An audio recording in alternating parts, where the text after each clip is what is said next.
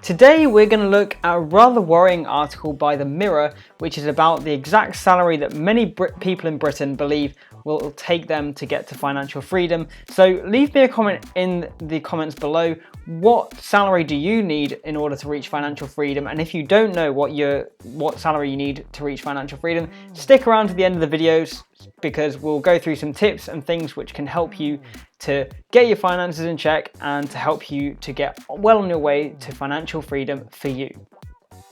So first things first, this article, I've already done a quick video on like the top 50 things or signs of financial freedom, which are mentioned later in this article, and I'll also leave the link to this article down below so you can see it.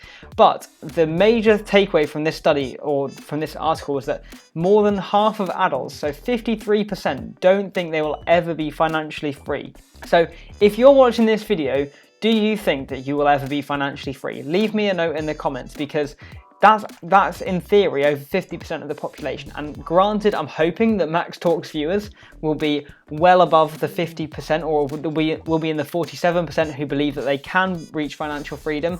But I suppose it depends on how we define financial freedom. So let's go a bit further. So it says, reaching a point where you no longer need to worry about money may seem like nothing but a pipe dream, but there are steps that you can take to get there. So of course, as he says, the earlier in life that you begin saving money, the sooner that you'll reach financial freedom. Now, yeah, that just makes sense, right? You know, the sooner that you start making a plan, the better and the bigger that your chances are of reaching financial freedom. Because the thing is that the longer that you put off any, actually looking and reviewing your finances, then the more difficult it will become. And the sooner that you make a plan to get out of whatever situation that you're in and to plan for the future, the more time that you're going to have to get yourself sorted and on track, and the bigger chance that you're going to be in that 47% rather than the 53%. The study also found the average adult who does think they might get to financial freedom at some point reckons they're still 12 years away from doing so. 12 years is quite a long time.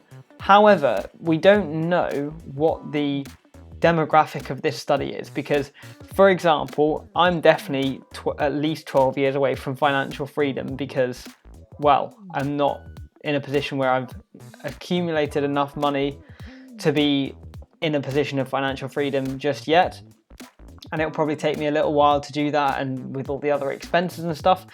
So I think that's fairly reasonable. 12 years does sound like a long time, and I guess it depends on where you're at, but yeah, I think but then this is an interesting bit. It says down here, for just under 1 in 10, like, financial freedom for them would be buying their team's new football shirt as soon as it comes out. Now, whether or not you're into football, right, the prices of these football shirts are absolutely ridiculous. Like, to buy a proper shirt, I've not looked at any prices, by the way, but I think from last time I looked, they're like 70 or 80 quid, especially when they newly come out. And like, that was just absolutely mental. And especially because they come out each year, like, financial freedom for some people is just, having £80 to spare, disposable income on the shirt. And that's just a shirt. What if they got the full kit? Like, if they had the disposable income, would they use it on the full kit, like the shorts, the socks and everything? And then they'd look like, the professional players turning up to training each week. But yeah, for me, like, that's quite an interesting statistic, that 1 in 10 people, financial freedom just means to them that they would like to be able to do that. And clearly, whatever salary that they're on doesn't allow them to do that. So yeah, it's interesting. And 1 in 4 adults worry that they aren't saving enough each month to reach their financial targets, and 12% don't even know how to manage their cash most effectively. So I reckon that's 12% of people who've just, YOLOing it every day, not caring what's going on and just doing their thing. And then 1 in 4 people, so 25% of people say they aren't saving enough each month to reach their targets. Now, again, I suppose this depends on what your financial targets are. And if you have financial targets, then that's a great start. But we'll look at maybe some average ones here. So it said on average, Brits reckon they'd need to earn just under 60 grand a year to avoid worrying about money. 60 grand a year is quite a lot. Like, that's well above the average salary. I think the average salary is around like 28,000 or something now, something like that. It's gone up obviously due to inflation and all the rest of it. But looking at your salary right now and what you're doing, is that enough for you to kind of be financially free, whatever that might mean for you, whether that means that you can just kind of stop worrying about money and just live your life however you want to, because that for me is the definition of financial freedom, but it might mean something different for you. However, if you want to kind of figure out what an appropriate salary might be and how you can actually, get into financial freedom, then I've got a few different tools for you, which we'll look at in just a second, and it will allow you to input your circumstances specifically to you to work them out. So first things first, let's have a look at the after-tax salary calculator. So this will tell you exactly kind of, what salary, what you'll get after tax, and including any pension contributions, including any other expenses that you have which come directly out of your salary, and will help you to gather an overall amount. And then this will help you to look at your other expenses. So, because obviously most of your expenses and stuff will come out after tax, and then you'll be able to work out exactly what you'll have left at the end. So this will give you a good guide figure in terms of an annual income, which, you can use to work out roughly what it is that you might want to be earning and help you to put in steps towards that.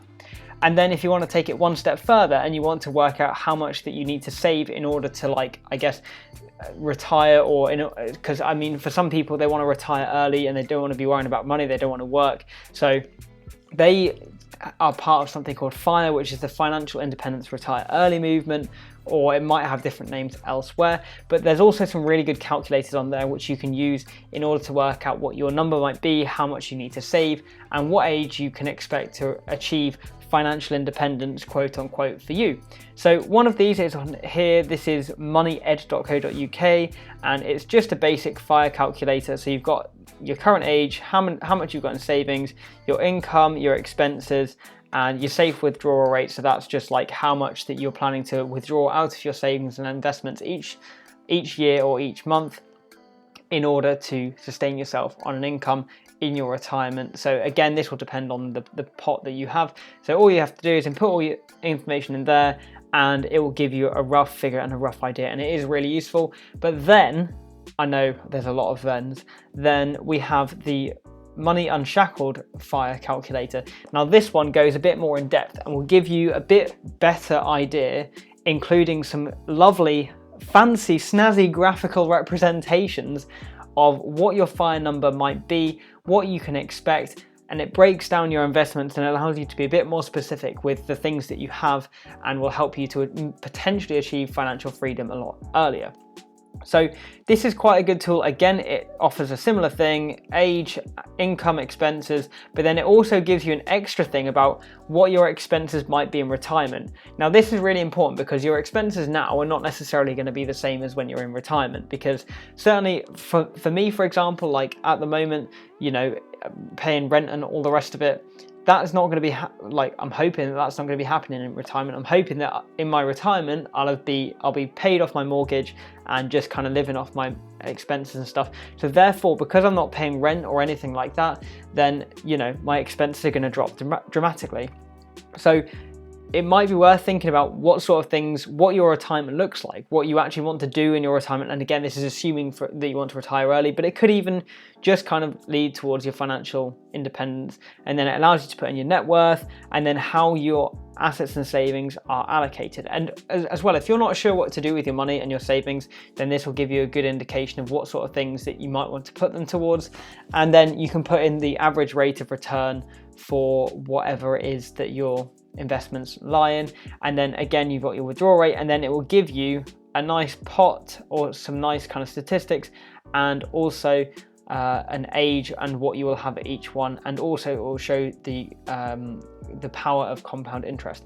But anyway, so this will allow you to determine exactly what salary it is that you need to retire early or to achieve financial independence for you. I actually haven't done this for myself, but I'm aiming to achieve financial independence by around 40 or 45. So definitely before 50s and definitely before 60. That's something that I'm working towards, but I haven't done the specific calculator, which is a bit ironic because I'm being here's all this information and I've not done it myself. But you know, I've got my plan in place and that is all sorted. So yeah, this should help you to give an idea of what you need, but also you may well have already done that. And if so, then you can kind of, I guess, I was going to say skip through, but we're just going to go through the rest of the article. So once you've, hopefully now that you've got an idea of roughly how you're going to achieve financial independence and also when you can achieve it, you will now feel a lot better reading this article, because 2/3 of people feel that for them, financial freedom isn't about reaching financial targets. They can still feel that way by simply feeling in control of their cash day to day.